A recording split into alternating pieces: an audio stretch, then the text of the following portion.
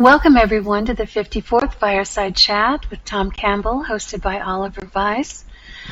Today we will start with questions from our participating audience. And Jan, please go ahead.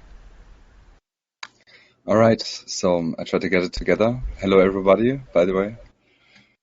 All right, so I wanted to share a little intellectual being story I'm going through to clarify some things that arose to help others with the same struggle. My background is currently it's like being aware of all the thoughts and fear patterns. It is getting increasingly hard to stay present. I wanted to talk about some of the fears that are in my experience, coming from the Advaita practice taught by Moji. You can watch his videos on YouTube. I was observing myself to such a degree that my intellect was creating so many excuses and false beliefs to bring me back in some fear state and to be as a person, like in the Advaita is taught. Can you comment on that, or should I? Yeah, I can comment on that. So you were practicing observing yourself. I assume that is in a meditation state where you are quiet, no thoughts, just observing yourself.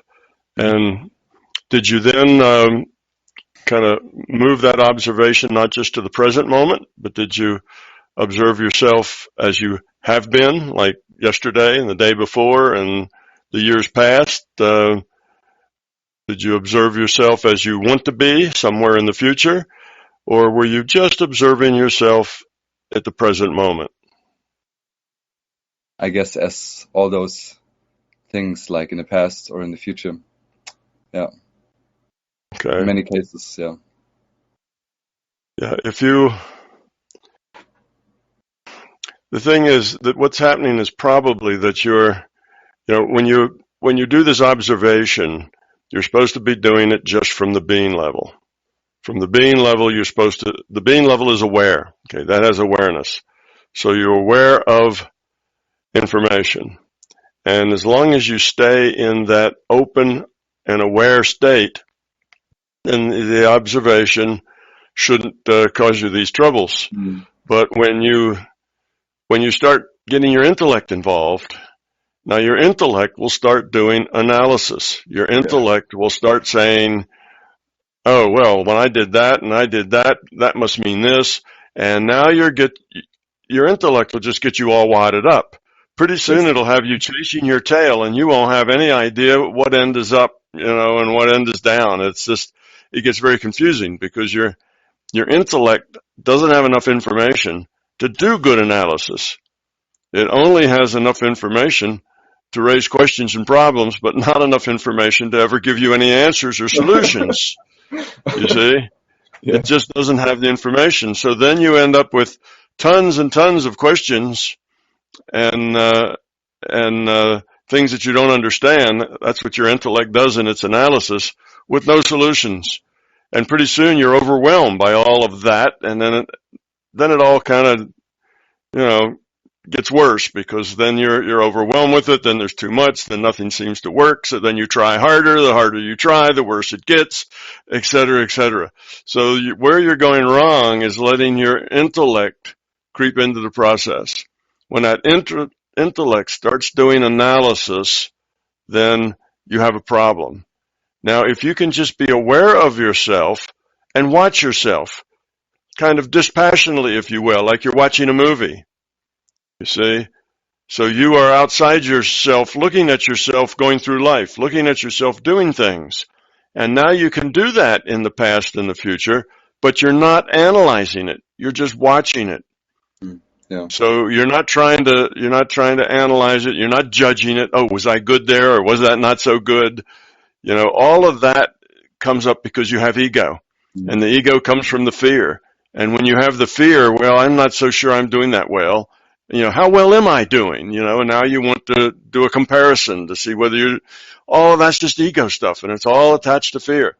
And as you get into that, it's like I say, it's like chasing your tail, and pretty soon you're all wadded up to the point you don't know anything. You're just totally confused because you have all of these problems and issues and questions, but no answers whatsoever.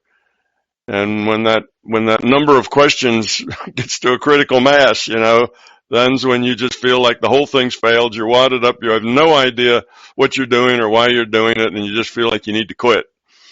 That's what happens. So observe yourself dispassionately, without analysis, without judging, without comparing. So you don't ask questions like, well, how well am I doing? Did I do that right? See, all that's analysis. All that's judging and comparing. Just watch yourself.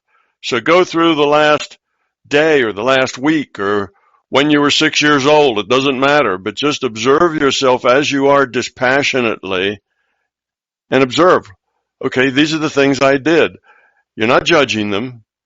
You're not assessing them. You're not trying to see if they're right or wrong. You're just observing them.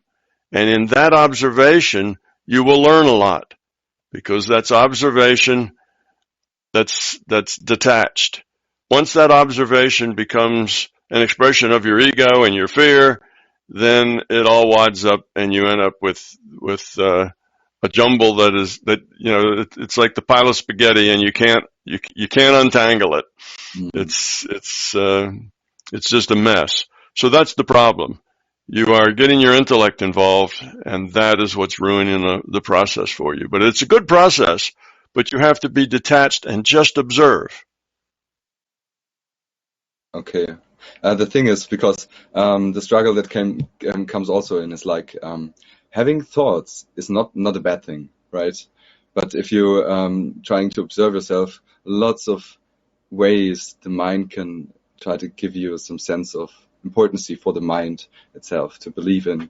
It's crazy how the thoughts themselves are not bad. Where your problem is with your ego is the analysis, the judging, the comparing. That's what gets you tripped up.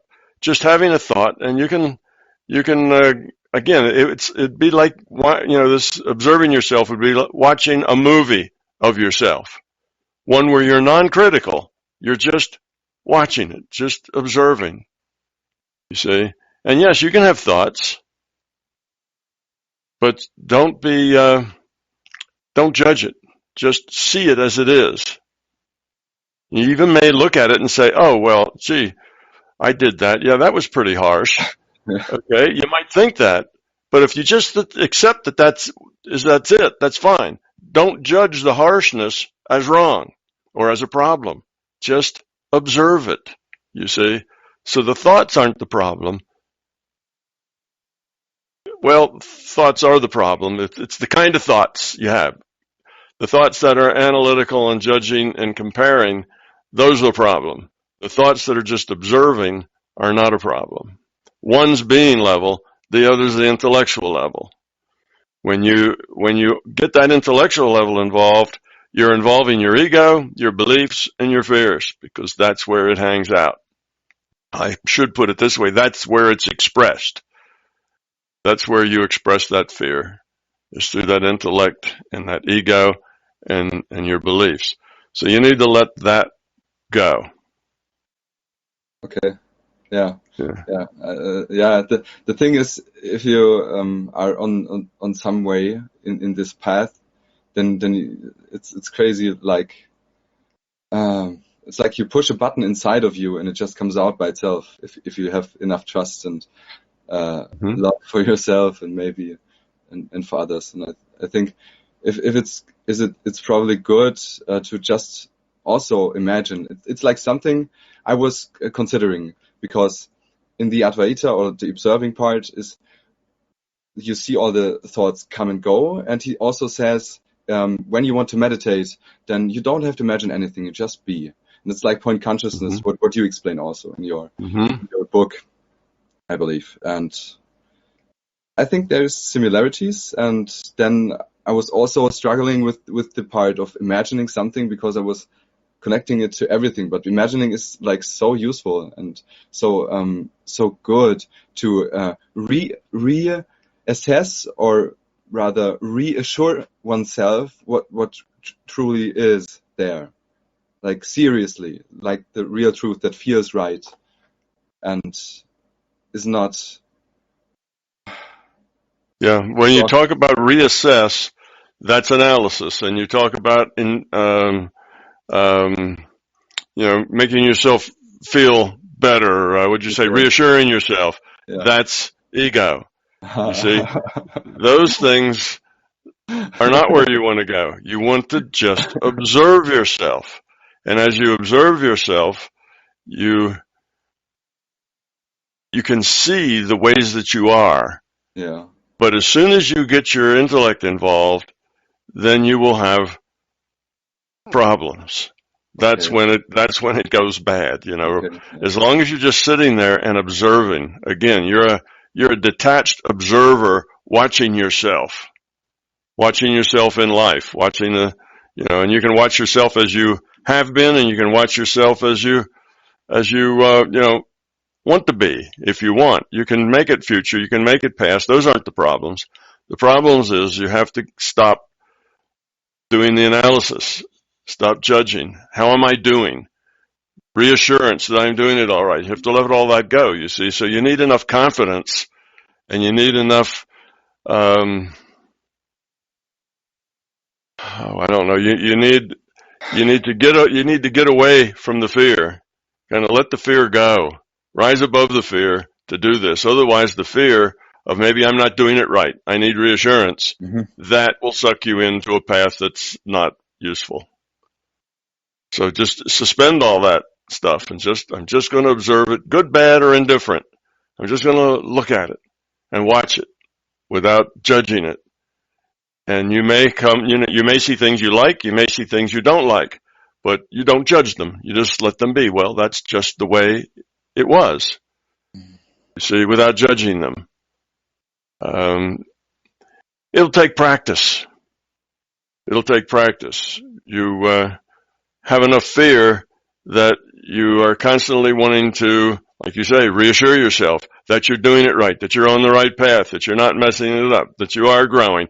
And all of these questions you want to know, and all of that is the fear that you're not doing those things, you see. So just start with accepting yourself. I am who I am, doing what I do, and that's just me. And that's okay, because that's where I am now.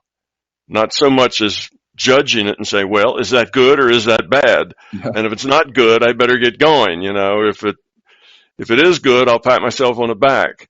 You know, instead of doing that, it's just accept yourself as you are. That's being authentic. Yeah. Just be whoever you are and have the courage to just watch that, whoever you are, without judging it. Just watching it. Yeah. You're not looking for reassurance. You're not looking for whether or not you're doing it right. You're not looking for, you're not looking for confirmation. All of those things are projections of your ego. Yeah. You're not looking for specific things, and those may be projections of your belief. You believe at a certain point you should feel this or you should feel that, and you look for it and say, well, I don't feel that way yet, so I must not be there. You see, that gets in the way. That's a problem. Now you have a belief of the way things ought to be, and you're judging yourself on whether or not you feel the things you're supposed to feel. Oh, at this point, I'm supposed to feel this way. And at that point, I'm supposed to feel that way. Well, am I feeling that yet? Well, I don't think so. Must not be doing it right. Now you go back and try to use your intellect to fix it. You see? And it's all intellect. It's all fear. It's all ego. It's all belief. And that's what the problem is. So just get yourself authentic first. Accept whoever you are. Good, bad, or indifferent. Accept it all. It's just the way I am. Yeah. Now look at yourself in that observation. Yeah, it's funny because you said to accept the feelings, or to not change the outcome, or that what you expect to happen. Like I was in some kind of relationship the other weeks, and I met a really beautiful woman, and we were making fun, and I was really still cringy and fearful, and I felt that. I was seeing what patterns that occur, and I was always trying to relax and see what's there that holds me back. And yeah, and what I wanted to say was like expecting feelings, and when the fear came up, oh my God, hopefully I'm not losing her, or hopefully I'm not good enough. Hopefully I'm not good enough for her, and hopefully she likes me, I don't lose her, and all those fears came up. And it was funny because I wanted to mentally go through it, just feel it and see what happens inside of me. And I didn't want to be attached to those things, but sometimes it was really, really hard to just stay as something that is not touchable, maybe, or something that is really calm. And I was trying to fix the feelings I had, as you said. Like I was kissing her, and the fear came up. Oh my God! Hopefully, I don't want not to love her, and such a thing. I want to do it right, and all those things. And then that's the intellect. That's the intellect, and it'll get in your way, and it'll ruin what it is you're trying to do. Exactly. You need to go into that situation with the idea that I'm just going to be me. I'm just going to be me, and I'll be who I am. And if that doesn't work out, then it's really not a good thing to happen anyway. Yeah. You see? If that doesn't work out and the chemistry isn't there, and she doesn't like me, and I am the way I am, well, then that's okay. Yeah. That's not a good match for me. You see, it's a good match for me when somebody likes me when I am just the way I am. That's a good match. So when you want to be somebody else, you're trying to fulfill an image, you're trying to fulfill a result, then your intellect gets in the way. And the problem with that is fear will tend to make you do and be and say and act in such ways that you make that fear come true. So because you're fearful, you're going to act and do things that will help push her away. You see, because you're fearful that this isn't going to work out, you will tend to do all those things that make it not work out. So the point is, just enter it openly and say, well, here's an interaction. I like this person. Let's see what happens. You see, not have I want it to end this way. I don't want it to end at all. I want it to go that way, Then you've got a goal that you're working on with your intellect, and that will just mess it up. It's like an intent, right? Yeah, well, you have to have the intent not coming from your intellect. You have to have the being level intent. And the being level intent should just be yourself. Just be open. Be yourself. And if it works out good, good. If it doesn't, well, it didn't. Go, try something else. It doesn't have to be that. Yeah. So it's that sort of thing. So you just have to let it be. And you'll find that if you do that, you'll start learning, and you'll realize that all of the relationships you have are training you for the next one. You're learning things. You're growing. So, you have a relationship, and well, that one didn't work out too well. Yes, but you should have learned something from it. You see? And now now you're a little better. So then you have another one, and maybe that doesn't work out either. Well, then you learn something from that. You keep growing up until you get to the point that you are just open, you're yourself, and you are willing to accept whatever the results are. Might work, might not. I'm just going to be me, and we'll see what happens. And if you do that without any expectations, you'll have a much higher probability that what happens is really good, because you won't be poisoning it with your fear. I remember old times when I was a little younger. I was really blue-eyed, and I was not fearful at all in doing things. I was kind of fearful. I had an idea like presentation in my mind, and I felt some kind of fear, but I just said, no, there's no reason for it. I just didn't even think through that, and was going into the experience and just did it, and like with an intention, like a burning fire inside. And yeah, it's something like that, I think, to just trust and just do it, and there's no things. Have no expectation. Yeah. Let reality unroll as it does. just be yourself and let everything else unroll as it unrolls. Okay. That is the best way to approach it. Your intellect's getting in your way, in your meditations and in your life, both, which is generally the way it is, because that's where the fear is expressed. So just relax and say, I'm okay. I'm just going to be me, and we'll see what happens. Instead of having the fear, oh no, if I don't control the situation, I'm going to mess it up. See, you're already starting with a fear. Now you're trying to control, and just that control will mess it up. Thank you, Tom. Yeah, you're welcome. Keep working on it. Yeah. You know, it's a long road. Just keep working on it. Don't get frustrated. Don't give up. Just say, all right, you know, next time I'll do better. And the next time you may or may not do better. You know, that's just the way it is. But then the next time you'll do better. As long as you have that intent, you'll get there. Yeah, I know that. All right, Tom, we can eventually also apply that to how we interact with others, being more non-judgmental, more accepting, and just observe, rather than right. We can do that with. Usually make. Sure, you can do that with others as well as doing it with yourself. Of course. After we work on ourselves, huh? All right. We have Cheryl next. You've got a couple of questions. Cheryl, please go ahead. Can I be heard? I hear you just fine, Cheryl. Oh, well, hello, Tom. Hi, Cheryl. It was really funny. I had on almost the exact same shirt like yours, and at the last minute I changed it. We would have looked like Twinkies on here. Yeah. Well, I see my shirt blends your picture's right below mine, and it looks like my shirt is the same color as the wall behind you, and I just kind of blend into your house there. Oh, goodness. It is kind of how it is. I just needed a lot of help. Okay. I have two questions. Okay. I won't need a lot of help for a long time because I'm pretty quick study. Good to hear that. All right. What are your questions, Cheryl? Okay, two questions. Okay. One of the last questions that I asked you, it was about the relationship between a right and a left brain couple and how they could help each other get through that.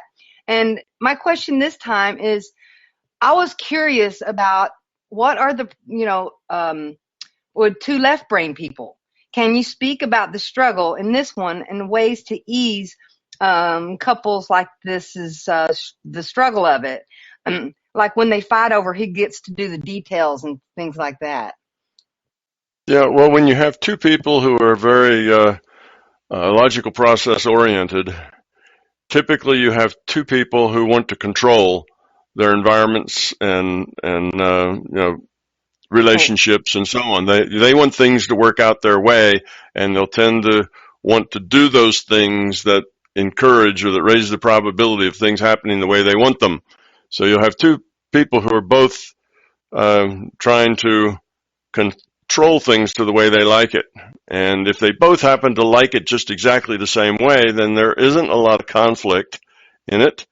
If they, which is the way it is mostly, they would, like to manipulate it to different ends, then there's conflict on who does what, who's in charge, who makes the choices, that sort of thing. And as long as everybody agrees, again, there's not a problem, but when there's disagreements, nobody wants to give in. So that's the kind of situation you have with two people who are dominantly logical process oriented. The thing to do there, I guess, is just like the thing to do in any case, is that they need to see bigger pictures. They need to let go of my way is the best way. I understand the way things need to be, and others need to do it my way because that's obviously the best way for it to be done. And realize that that is a very self-centered viewpoint. And the idea that let other people Let other people be how they are. Let other people express themselves as they are, and you accept that. So if somebody says, I really, don't like the color green, speaking of my shirt blending into your wall, if I really don't like this color green, then rather than say, well, I like it, and, I think we ought to have everything green like that because I like it. See, and rather than having that argument, you have to respect that this person doesn't like that for whatever reason. Instead of thinking, well, that's stupid. Why would somebody not like green? That's just stupid. You see, that doesn't make any sense that somebody wouldn't like green. You see, that's the self-centered approach. So you have to just realize that they are that way, and you don't have to justify it logically. You don't have to say why they're that way. You don't have to analyze it. Well, you just don't like green because, you grew up in the forest and everything was green, and you remember that with bad feelings, and you're glad you're in the city now and you don't like green. That's trying to make it logical, you see. Just let all that go and just say, well, that's the way they feel. Respect it, and if that's a person you care about, then try to modify your own behavior so you don't conflict with their behavior. You see it as you're in this relationship to make them happy. It doesn't matter how much you like green. If they don't like it, let the green go. Right. You see, if it's about them and not about you, then that will solve the problem. As long as you got two very logical people and it's both about them, you're going to have conflict. So it's just a matter of growing up where everything doesn't have to focus on you and your wants and your needs and your preferences, and that you don't see your needs and wants and preferences as the right and the best way. And anybody who disagrees with it obviously has a problem of some sort. And, why should you change something that's perfectly good just because somebody else has an issue or a problem? They just need to get over it. You see, that kind of attitude is arrogant and self-centered. And what left brain people do is they justify all that. Well, it'd really be good for them then if they don't like green, and green's just a normal color. It'd be good for them to learn how to like green, so I'm going to put green on everything. Just going to help them get over that problem. You see, again, that's arrogance and self-centered. If they don't like it, they don't like it. If you care about them, then try to help, try to make them happy with what they like and what they don't like. And if they reciprocate and they try to make you happy with what you like and don't like, then you'll both be very happy with each other. You see, but as each wants to have it their own way, and each tries to make excuses and come up with quote unquote logical reasons why they ought to have it their way, then all you'll have is struggle. And the other thing I would comment about two people with both very left brain. Now, I'm talking about, very left brain. Mm. And that is, they have a tendency to get into a relationship that is, should we say, okay, satisfactory. They tend to settle. They get to a point where they just kind of, all right, this is okay. I can live with this. It's kind of a standoff, if you like, to a point where I've learned your quirks, you've learned my quirks. We both kind of let each other alone in certain areas, but neither one of us really like it so well. And then they don't have the feeling, the emotion, the connectedness, the whatever, as more like they're pretty good friends and they live together and they've learned to not push each other's buttons, but they don't really have a real strong connection to each other. You see, they've just kind of settled for a good enough situation that's better than being single or better than being on your own, and that's it. And that's okay. It's good to spend time with friends, but it's only a shadow of what's possible. It's not that there's anything wrong with that. Matter of fact, sometimes that looks like a pretty good arrangement. At least you're friends, but that's still just a shadow of what it could be if you could see that person with more respect and try to make them happy and see yourself as as wanting to give. What can I give? Not what should then what's right? What do I have to give up? If you see your life in terms of what do I have to give up? If I live with this person, all right, I can give up this, this, this, and this, and that'll be okay. I can get by. I'll settle for that. But that's not really the way you ought to look at your life. You're looking at the negative side. You're focused on the negative side. You have to look at the positive side. What can I give? How can I make that other person happy? What can I do for them? See? So if now you're looking at the positive side of giving rather than focusing on the negative side of what you're not getting that you want. And the only reason for looking on the negative side of what you're not getting is because you still have that self-centeredness that says, I want what I want.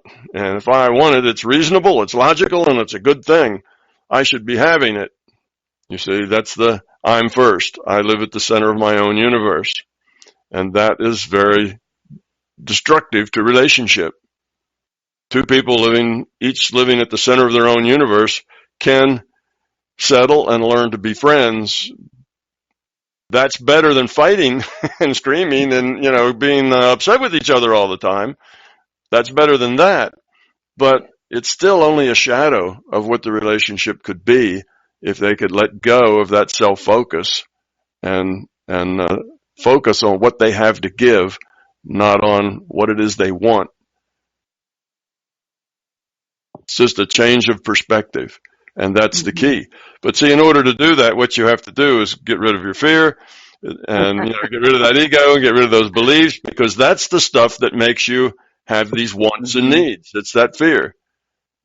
Because you feel inadequate, then you need somebody to constantly be doing and saying those things that make you feel good about yourself.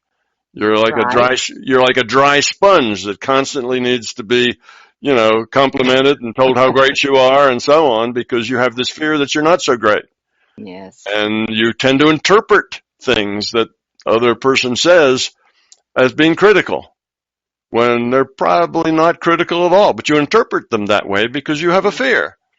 You see, so the reason that it's hard to focus on what can I give rather than I really would like this and I don't have it is because to do that you have to let go of your fear.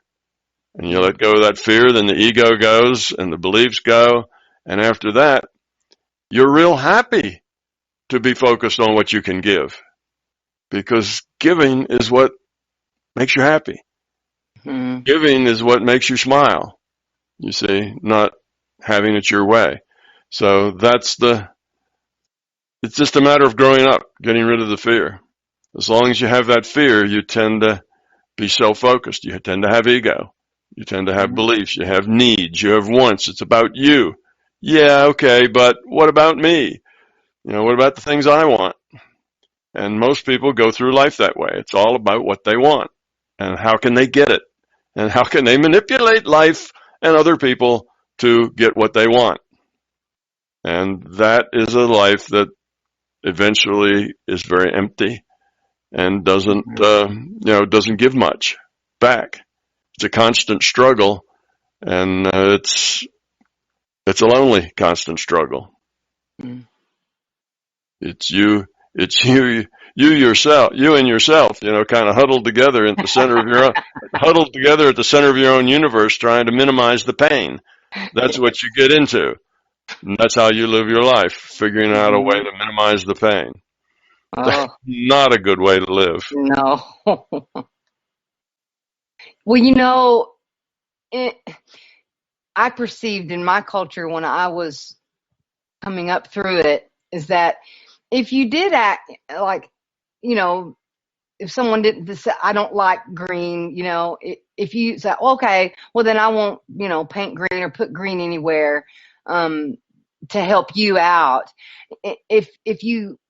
I've perceived it, if I went along those thoughts that I was perceived, I know this is ego and fears again, but we have a lot of those,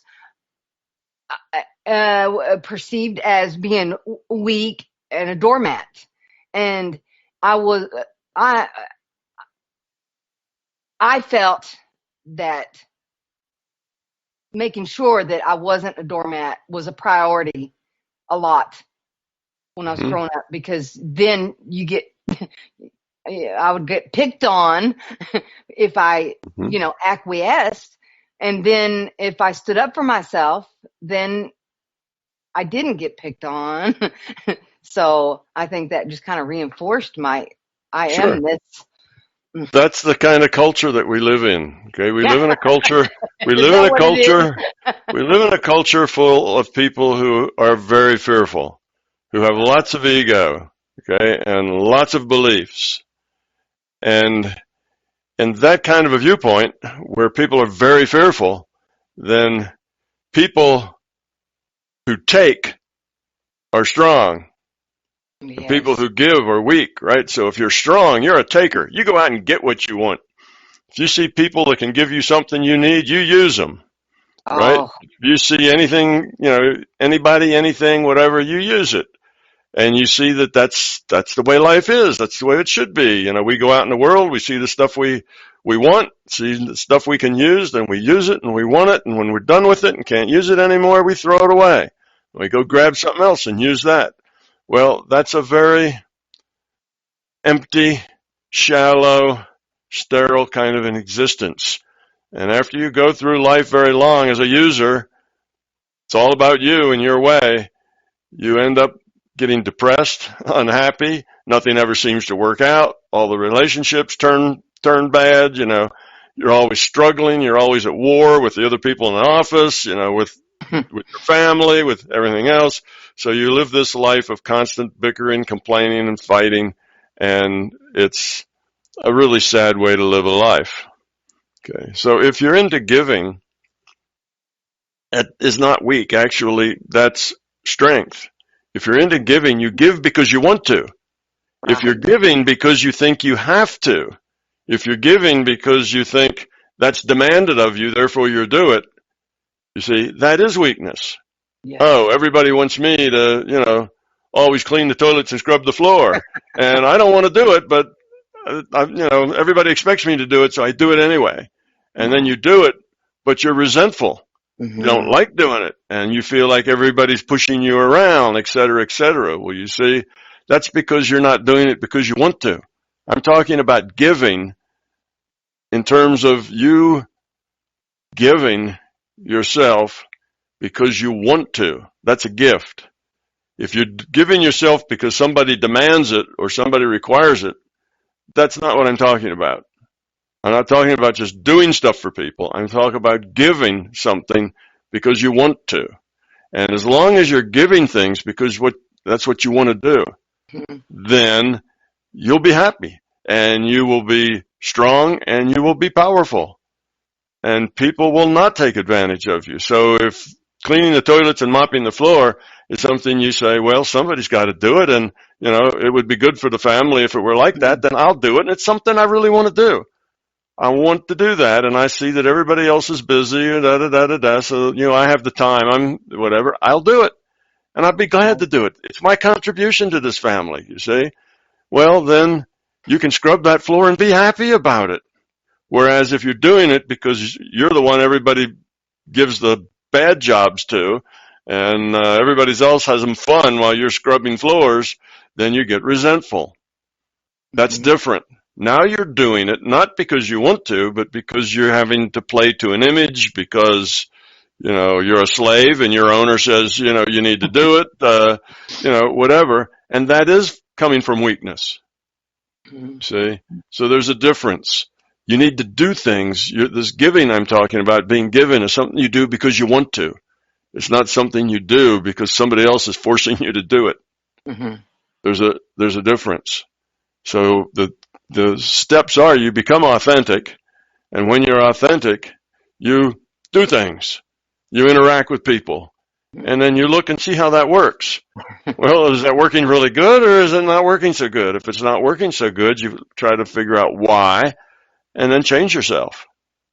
You can't change them, so don't think about, this is not working so good, I'm going to have to change them. You see, that doesn't work. No. You have to figure out why and how you're going to change yourself. So you should do those things that you want to do. If you don't want to do them and you're authentic, you can just say, no, sorry, I don't want to do that. Mm-hmm. That's me. I'm authentic. I refuse to clean the floor and the toilets. I'm not doing that anymore. Period. That's just the way I feel about it. Now, other people will have to deal with that, right?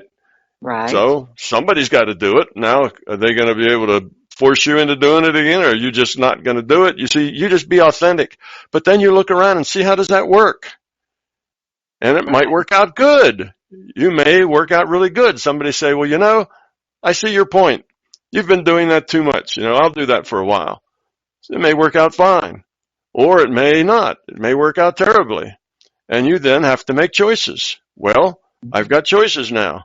I can go someplace else and live with other people doing other things, just remove myself from this abusive situation, or I can change myself. Okay? But don't decide that you're going to change them. If you're going to change them, all you're going to do is get into more fussing and arguing and negativity, and it isn't going to work. So you either remove yourself from the situation because it isn't a good, healthy situation for you, or you change yourself and try to change your perspective. So then you decide that I can do this because I want to, because I see it's a contribution, or you can decide that, no, I don't want to. It's not where I'm going. It's not me. Look at that and see, well, which of those is the low entropy solution? Sometimes saying no and walking away is the low entropy solution. Right. Sometimes learning to love, learning to give just because it's something you can give and it's helpful is the right solution. But you can't say that all the time, either one of those is right. You have to have the right solution at the right time for the right problem. Sometimes you need to push back. Sometimes you need to, do the work, cooperate, change your mind. Say, all right, I'm going to repaint those walls. We're not going to have any more green in the house. I'm going to paint them all purple, or something else that everybody likes. Mm-hmm. Okay, so you have to, and that depends on you. And as you see that you are demanding more and more that other people do it your way, you'll generally find that that's all high entropy behavior, and then nobody's very happy. In as much as you can respect other people and the way they'd like to do it, and that's okay with you. That's something you can give because you want to, then everybody will be happy. If that's something you give because you really don't want to, but you're just doing it to stop an argument, and you're just doing it because you feel bullied into it or something, then that's just going to fester and make everything worse. So I don't know if that's helped or not, but it's not like this. Just do everything anybody wants you to do, and you'll be, you'll grow up and become, low entropy.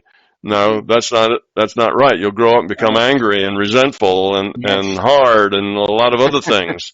So I don't mean just giving and lying down and being doormat.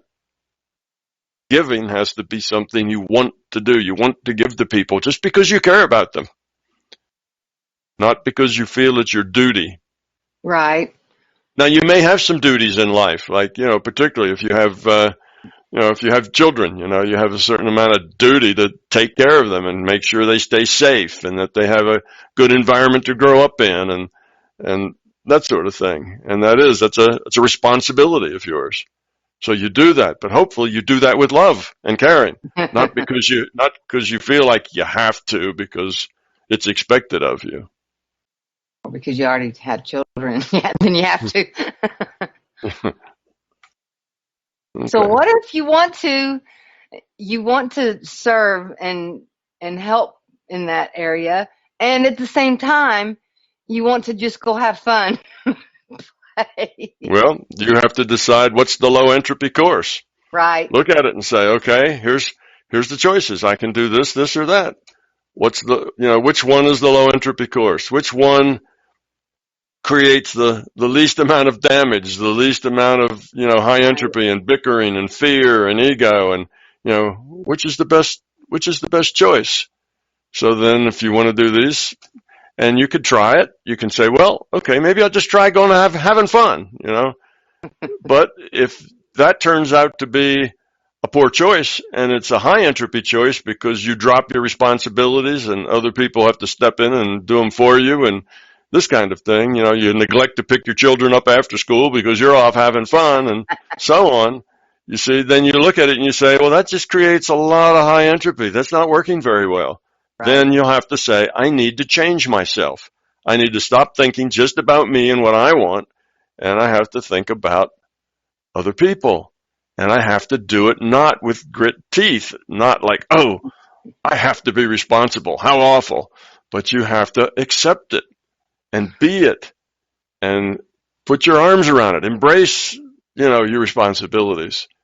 Do them because you want to. And that means you have to change your attitude, change yourself. Right. And that's what we do. And that's called learning, growing up, and one little step at a time, you get better and better. Mm-hmm. Your life gets better. Your relationships get better. It's not going to happen all at once, but we grow up with experience. Takes a lot of them, doesn't it? It does. It does. Yes. Many thousands of little steps. Yes. Well, that just segues right into my second question, if we have time. Sure, go right ahead. If someone does follow your teachings and sets intention to work through the fears they have and work on having better, lower entropy choices, what are some ways to not get sad and depressed? As it is difficult when many fears are involved and the process takes several years or more than that. Help us, Tom. How do we do this work and not need to take Prozac? What are the perception are there perception changes that can help here, or whatever you want to answer it? Well, the way you don't get depressed is you don't start feeling sorry for yourself. That's how you don't get depressed. Depression is when you start feeling sorry for yourself. Oh, woe is me. I do all the work and don't have any of the fun. I'm this, I have to do everything. And you start feeling sorry for yourself, and that leads to depression. The other thing that leads to depression is when you feel negative towards yourself. Oh, I'm a screw up. I'm not doing it right. I'm a failure. And you have all that negative stuff about yourself. That will cause you to be depressed. All that is ego and fear. So when you find yourself doing that, wallowing in self-pity or being driven by your ego and fear, you need to just back up and say, wait, that's taking me in, no place good. Just let that be,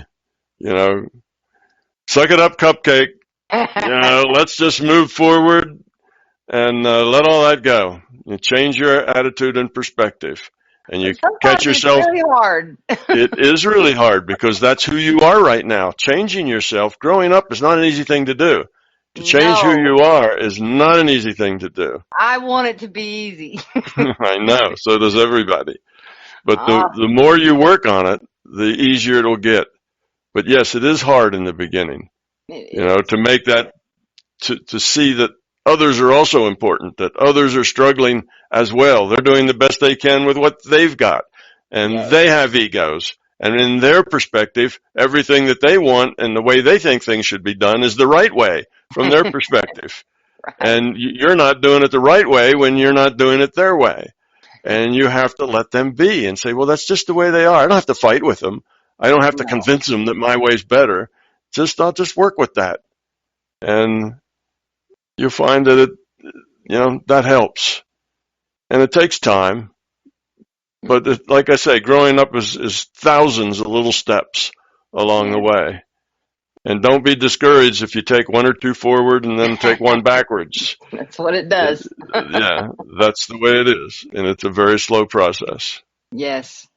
Learning to stop being hard on myself when I would have to, do the two-step back thing.